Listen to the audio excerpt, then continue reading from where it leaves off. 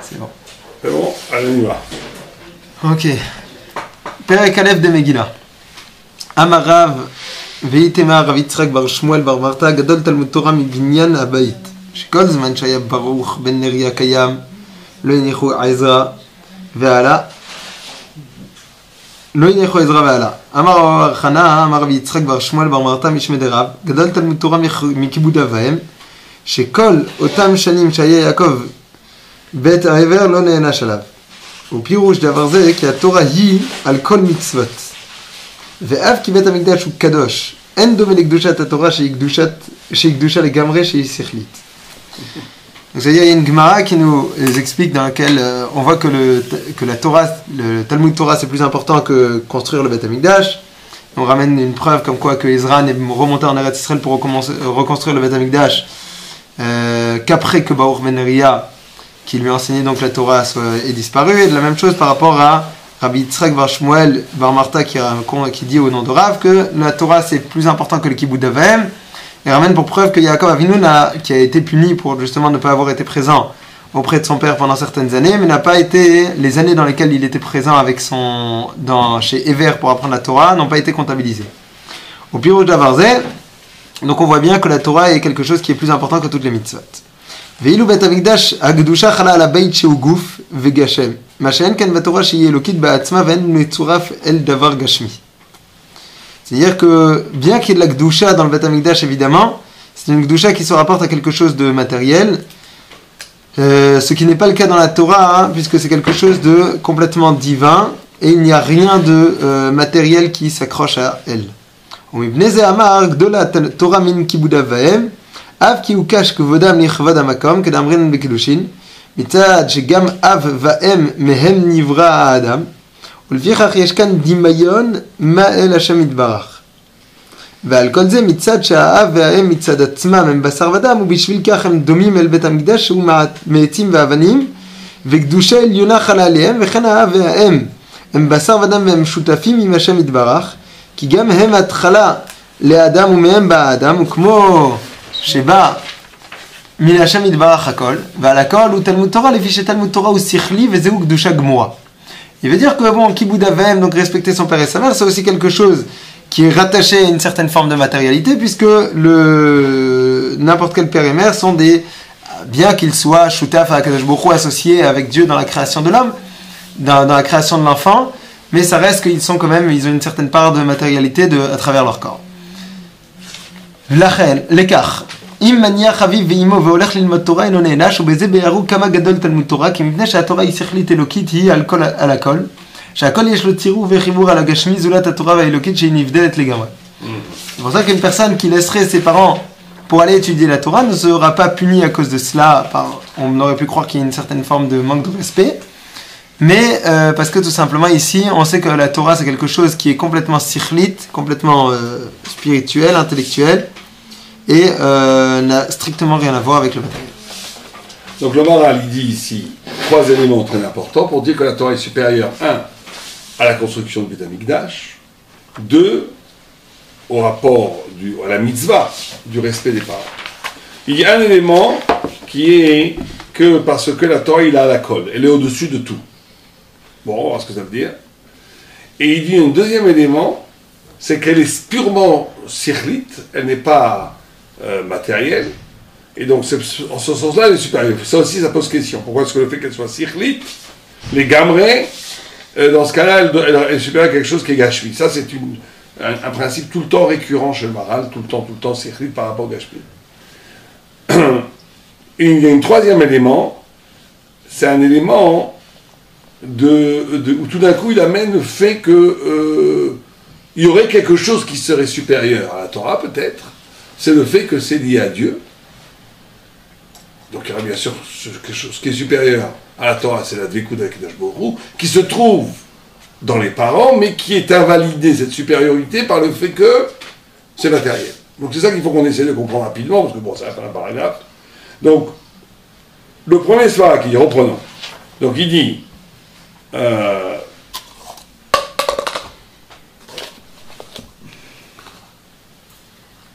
bon, c'est ça la phrase importante. Il dit des Av qui Bet Amikdash ou Kadosh, même si le Bet Amikdash il est Kadosh, il a une sainteté. Mais il ne ressemble pas à la Gdusha de Torah. Pakshi Gdusha les Gamre, donc elle est plus Kedusha, plus séparée parce qu'elle est circuite. Donc l'élément ici qui est donné de la supériorité de la Torah à toute manifestation spirituelle incarnée dans la matière, c'est ce qu'il le dit chez Kedusha les Gamre. Qu'elle est plus, la Kedusha, en temps de séparation, en sens qu'elle est proche de Dieu, et il y a créateur, création, il y a des éléments dans la création, dont la Torah, qui t'arrachent de la création pour aller vers le créateur. Mais dès que l'élément du créateur est investi dans la matière, il y a retour vers la création, vers une logique de la création, de l'être, qui handicap, on pourrait dire, ou neutralise l'aspect de la Kedusha. La seule chose qui relève purement et simplement de l'égamre, qui est complètement séparée, c'est la Torah. Donc ici, on est déjà dans un premier élément très important. C'est qu'il n'y a Torah que s'il y a capacité de se lier à cette Torah dans un arrachement total au monde. Dans un arrachement total au monde, ça veut dire d'être capable de développer des concepts, des idées, des rapports de sainteté qui ne procèdent pas de la logique de l'être. Et là, c'est très compliqué. Parce que quand on est étudiant à Torah, on est aussi lié à l'être, non ? On donne aussi des références au monde, on utilise énormément, toute la Gemara est pleine de micrés du monde. Donc ce qui veut dire, c'est plus profond. C'est qu'il y a dans l'exercice même de l'étude de la Torah, un événement spirituel plus décisif de l'arrachement du monde que toute pratique spirituelle. C'est ça le message essentiel de ce petit paragraphe. C'est qu'il y a dans l'étude de la Torah un événement d'arrachement au monde qui n'est pas comparable, qui est supérieur et incomparable avec toute autre pratique spirituelle. Alors, on pourrait se poser la question, en quoi d'étudier la Torah donnerait à l'homme l'accès à une Kedusha legamre, ça veut dire quelque chose de radicalement séparé par rapport à toute autre pratique spirituelle. Donc, il faudrait ici répondre une chose très simple, c'est qu'étudier la Torah, comme dit le Messias Chacharim, Atrilato Be'avoda, Sofo Be'matana. C'est-à-dire qu'ici, il parle d'un des niveaux le plus haut de la Torah. C'est qu'un niveau des plus hauts de la Torah, je pense, enfin je sais, elle ne le dit pas, mais je pense que la partie technique de l'étude de la Torah, la partie constructive du concept, il est encore lié à la Kedusha du temple, puisqu'il est lié à il est encore lié à des références qui sont du monde. Mais il y a un moment donné dans l'étude de la Torah, et peut-être que dans l'étude de la Torah, où à un moment donné, là, tu reçois une dimension, je ne veux même pas dire une information, tu reçois une compréhension qui n'est plus du tout du fait de ce monde-là. Donc ça serait ça, étudier la Torah. Étudier la Torah, c'est d'avoir accès à un concept d'éternité qui n'est pas lié au monde. Voilà, on va dire ça comme ça. D'accord ? Ça, c'est la première idée. On peut se séparer dans le livre de la Torah ? Non, ça veut dire qu'il y a... C'est ça, ce qui est visé dans le vrai étude de la Torah, c'est comme à un moment donné, tu vas être shayar à un concept qui est lié à l'éternité. C'est-à-dire qu'il n'a plus aucun rapport avec ce monde-ci. Est-ce que ça nous est arrivé une fois ? Je ne sais même pas. Est-ce que même dans Shor Shenagar Tapara, je vais retrouver un concept qui n'a plus rien à voir avec le Shor Shenagar Tapara dans le foyer ? C'est que tu te rends compte direct avec Dieu. Tu te rends compte direct avec Dieu au sens où tu touches à... La Kedusha, c'est la séparation. Donc tu touches à un horizon conceptuel qui ne procède plus de la logique orchestrée par l'être. C'est ça qu'il cherche. C'est ça qu'on cherche dans la Torah. On cherche une compréhension, un éclat, une lumière dont l'essence n'est plus mondaine, qui est extra-mondaine. Et ça, tu ne l'as que dans l'étude. Parce que dès que tu es dans les tefilines, même dans le Beit Amikdash, et dans toute autre grande Kedusha, il n'y a pas plus grande Kedusha que le Beit Amikdash, tu es encore dans une Kedusha qui est constituée par la matière. donc constituée par de l'être. Et donc, moins kadosh, puisqu'elle doit composer avec l'être. Donc, à un moment donné, il y a une... Alors, on pourrait dire, mais alors, c'est le contraire de la Torah, parce que la Torah, c'est au contraire, vivre avec le monde.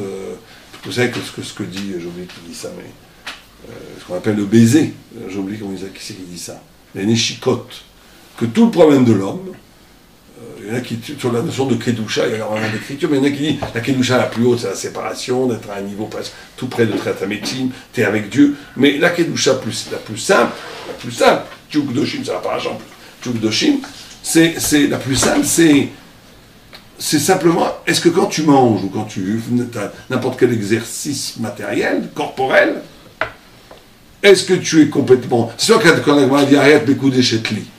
C'est quoi arrête mes coups d'échetli? C'est que tu es pour moi et pas pour les autres. La kiddushim avant les nisuim, il n'y a rien d'autre. Il n'a pas le droit encore de toucher sa femme, il n'hérite pas de sa femme, il ne doit pas l'enterrer ciellement, il n'y a rien. Si ce n'est qu'elle est exclusivement réservée à lui. Donc la kedusha, c'est à un moment donné, la notion de neshika, c'est qu'à un moment donné tu es dans le monde, mais est-ce que tu es absorbé par le monde, ou est-ce que tu fais les choses qu'il faut les faire parce que le monde est là, mais que quelque part tu n'es pas là. C'est ça l'élégance de l'être spirituel. Vous connaissez l'histoire il y a une histoire un peu rigolote, enfin une vraie histoire, on va dire que c'était une vraie histoire Chassid, qui était très pauvre, qui n'avait pas d'argent pour Sukkot. Vous imaginez ça aujourd'hui, bon, j'espère que ça existe toujours, je ne sais pas s'il faut espérer, enfin c'est sûr qu'il faut l'espérer, mais en tout cas ça montrait la grandeur de certains hommes. Il n'avait même pas d'argent pour le Seouda Rishon de Sukkot. Et il est parti tuer la Torah. Et sa femme, elle a cherché la maison, sous la maison, sous le lit, elle a trouvé un vieux bijou, enfin un petit truc qu'elle a pu vendre, et avec ça elle a pu faire un repas magnifique de Sukkot. Elle a envoyé, lui il ne savait pas, elle a envoyé son mari pour qu'il vienne manger, et lui il avait un grand repas magnifique, et tout, il a commencé à manger, tout d'un coup il s'est arrêté au milieu. Il a dit mais je ne suis pas dans la soukha là, je suis où? Dans la salachat, je suis dans l'assiette. C'est-à-dire qu'il était tellement étonné d'avoir autant à manger, et donc il s'est arrêté. C'est-à-dire qu'à un moment donné, c'est-à-dire que même une mitzvah, comme manger sur la soukha, c'est une mitzvah, le premier soir, c'est même une chova, le premier soir dans un casa de pain. À un moment donné, tu es dedans, c'est-à-dire que tu es capturé par la matière de la mitzvah. Et donc lui il s'est arrêté en disant... Et donc la kedusha, c'est cette capacité d'être séparé de l'événement, séparé du plaisir, séparé de la matière, pour être dans une relation verticale avec Dieu, qui n'a aucun rapport avec la matière. Ce qui te donne ça de façon absolue, c'est que l'étude de la Torah. Parce que l'étude de la Torah, elle te donne, et c'est ça qu'on vise en vérité, elle te donne une dimension de rapport à la vie, parce que c'est pas simplement un rapport au concept, au profond, c'est ça qu'il faut bien comprendre. Elle te donne une façon d'être au monde. L'homme pourrait être défini en maximisant le concept, par être capable d'être, de ne pas être au monde. On va dire ça comme ça. D'être à Dieu. D'être autre part que dans l'être. C'est ça l'homme. D'être autre part que dans l'être. Donc d'être dans la pure révélation divine. Ça, c'est la Torah qui le donne. La Torah, elle a une capacité d'entrer dans le cerveau humain et de développer des concepts, des idées qui vont par répercussion avoir une existence qui te rend non seulement immortel, mais qui fait que tes paroles, tes actes, tes pensées n'ont plus rien à voir avec ce bas monde. Et ça, c'est que la Torah qui peut donner. En ce sens-là, elle est une kedusha legamre. Ce qu'on appelle kedusha legamre. Une séparation totale. Ouais. Et pourtant, la kedusha de Purim, elle est plus grande. On dit que Yom Kippourim, que celui qui fait Avodat Hashem mitoch achira veshtia, qui arrive à des grandes asagot, il y a une plus grande kedusha que celui qui ne mange pas toute la journée. Ouais. Oui, parce que justement, mais c'est ça l'idée. L'idée, c'est qu'en mangeant, tu es séparé. Donc c'est plus grand, parce que tu élèves la matière à toi, c'est pas se séparer complètement justement non, alors c'est vrai que ça pose problème, cette métaphysique du maral total, comme s'il mettait que la séparation de la matière, c'est ça le plus haut. Alors c'est sûr que ça ne veut pas dire, comme on vient de le dire, que tu n'as pas rapport au monde. Ça veut dire que la Torah, elle te donne une possibilité que ton point d'existence, toi j'ai parlé d'existence, que ton point de référence, que le point névralgique dans lequel tu vis est lui complètement séparé. À partir de ce point, tu peux transcender le monde, tu peux sanctifier le monde, et ça c'est plus haut même quand tu peux le faire que si tu restes dans ce recul. Mais le point de conscience et le point d'expérience spirituelle Et la relation à la Kedusha, dans l'étude de la Torah, est un point d'origine qui te situe dans un sommet sur la face métaphysique qu'aucun autre aspect de la Torah peut t'amener. C'est pour ça que je dis l'être. Elle te met dans une posture existentielle qui n'existe nulle part ailleurs. C'est ça que fait l'étude de la Torah. La vraie étude de la Torah, c'est ça que ça fait. La vraie étude de la Torah te situe dans une énergie existentielle dont l'origine n'est plus du tout le monde, mais un pur horizon transcendant. C'est ça que l'étude de la Torah fait, alors que les autres formes de pratiques spirituelles qui sont aussi nécessaires, leur point de départ, où tu te situes, c'est encore dans le monde, un monde sanctifié, comme il le dit. La Beth Amikdash est très, très kadosh, un monde sanctifié, mais un monde. Donc il y aurait deux rapports spirituels à exercer. Il y aurait un premier rapport spirituel, où tu es dans le monde, mais simplement tu es dans un monde qui s'organise autour de la Torah, donc qui est sanctifié, très bien. Il y aura une deuxième posture spirituelle, où tu n'existes pas dans le monde et en dehors du monde. Et il faut les deux. Mais là où tu es en dehors du monde est supérieur. Au point qu'il annule la punition de ne pas avoir fait le boulot dans le monde. On ne pourra pas dire pourquoi tu n'as pas fait. Tu as un rapport avec ton père qu'il fallait assurer que tu l'as pas fait. Oui, mais j'étais autre part. J'étais pas là pour qu'on puisse m'accuser de ne pas avoir fait.